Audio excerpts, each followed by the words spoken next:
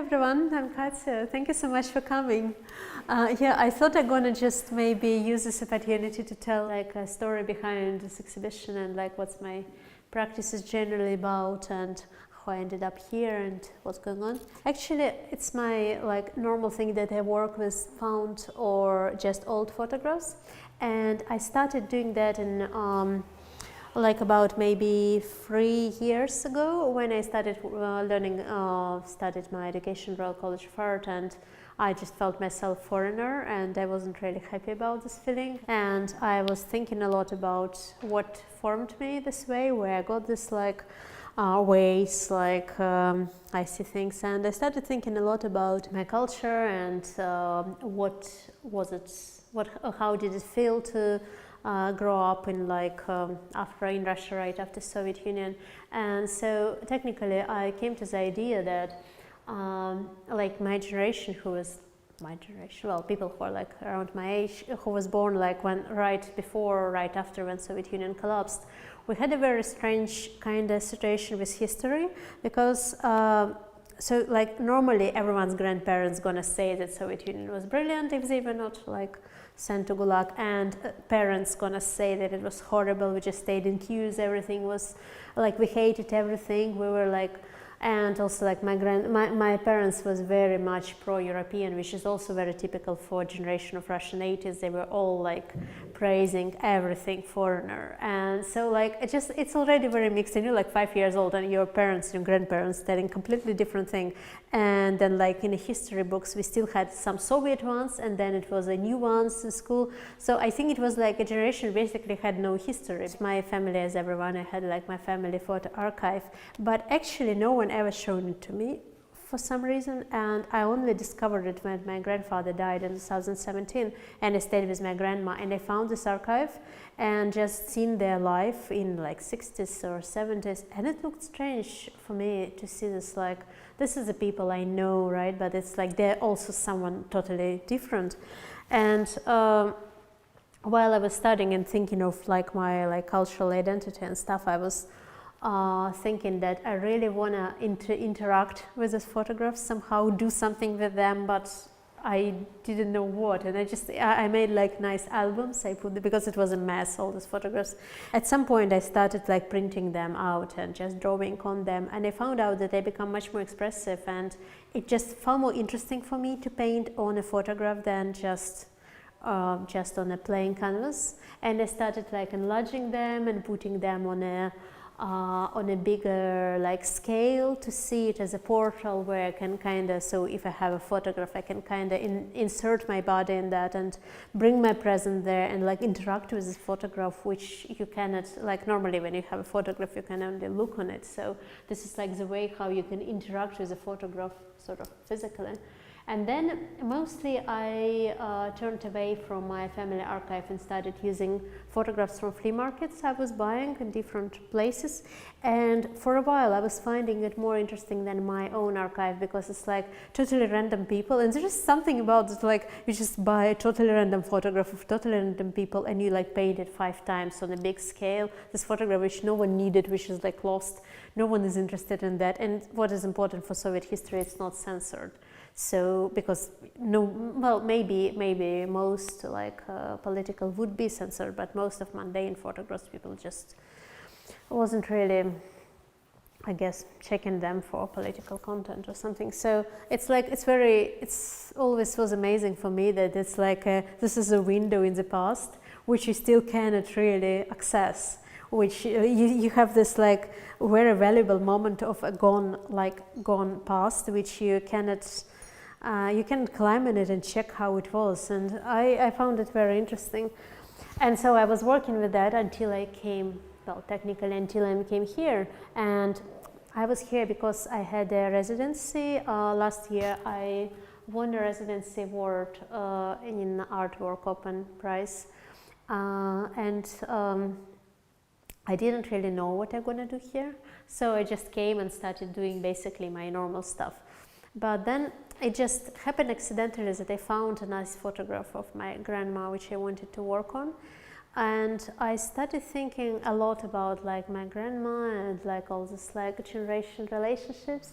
And recently, both of my grandmothers, so there are stories of two of my grandmothers here. So this one is a Crimean one. There was an original photograph of her with my mom on the beach.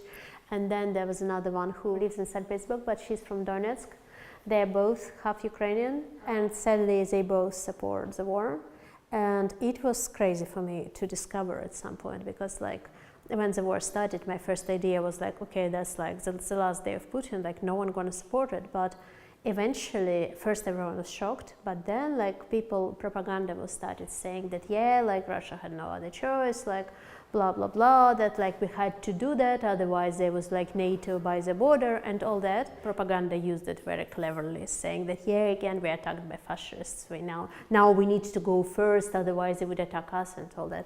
So, and it was crazy for me, because I was like, in this moment, I was in Poland volunteering like with Ukrainian refugees, seeing those people every day who are like, with their houses are bombed by Russia, like I'm kind of scared to say where I'm from.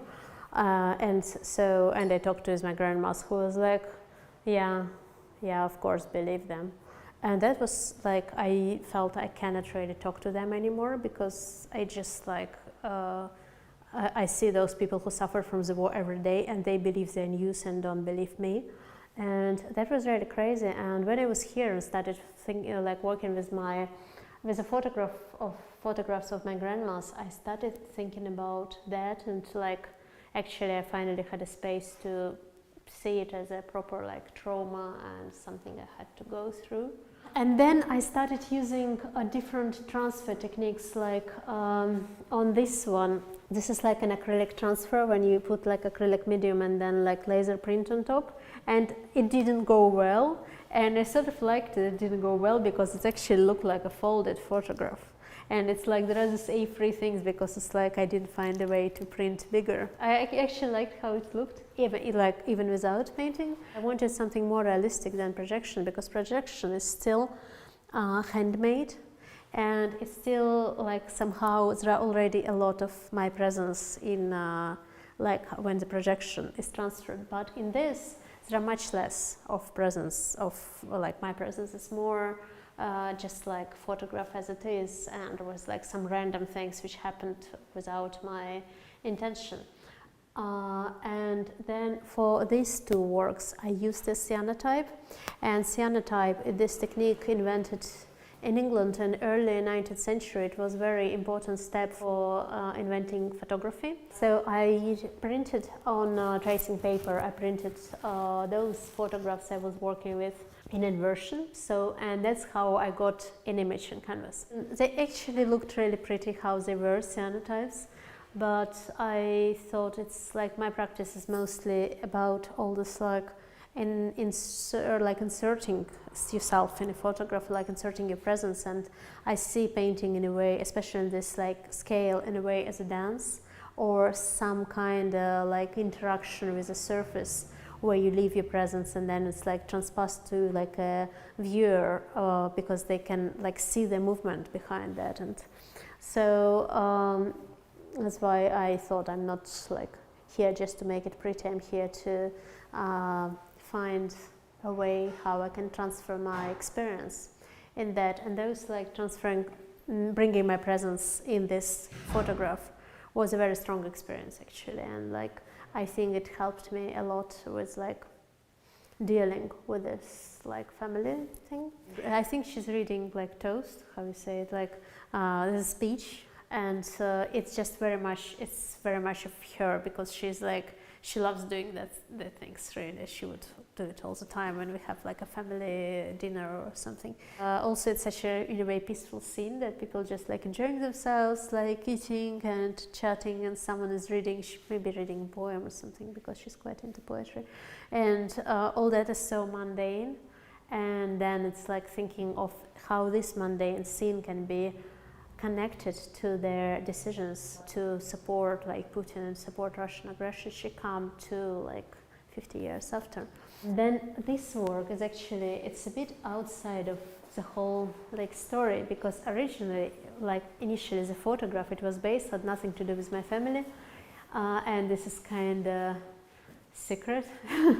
So it was based on a photograph of girls in like 40s in Germany, and they bought this photograph in Leipzig in a flea market. And when I was working on that, I was thinking of my grandmas, because they were kids exactly at the same time, and that was like, could be one of them. And it's like thinking a lot about the connection between what's going on in Russia and what was going on in Germany in like 30s and 40s. It feels very similar. Like, even if it's not actually my family photograph, I got this like feeling that it's like someone's maybe having exactly the same story. About texts that probably told. So the texts are basically dialogues with both of my grandmas, and some of them are very informed by the war, some of them just like childhood stuff, some of them like everyone's grandma gonna say that, you're 30 now, how about getting married or something. At least I think many people have this. And so I wanted them to be involved in the exhibition and inform painting somehow, and give this context that it's as painting contradicts the photograph in kind of the same way, it contradicts, it feels like contradicting how they praise the war and everything, and then how they still are my family and still my grandmas and still people with whom I share also kind of cute childhood memories and stuff. So yeah, that's, I guess, pretty much it.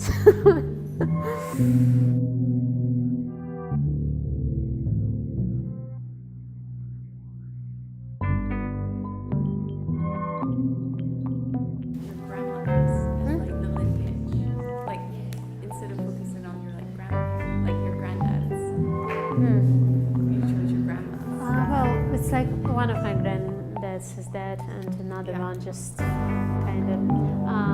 This other granddad is not my real granddad. He's like a stepfather of my mom, and that's why we don't have that much of his documents, his photographs. I don't know. Just honestly, it happened accidentally. It's interesting. Thanks for coming.